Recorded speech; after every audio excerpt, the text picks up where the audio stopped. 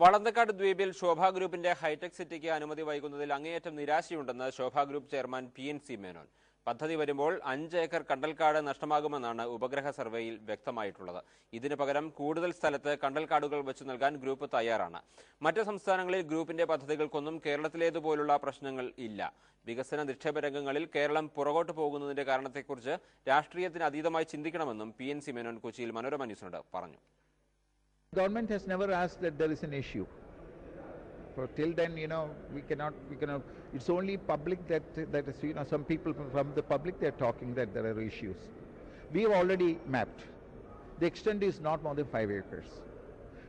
If the project is sanctioned, instead of 5 acres, I can make sure that at least 7 acres of mangrove, at least 20% more than what is existing, could be there as mangrove. And we got all the resources to make it a success.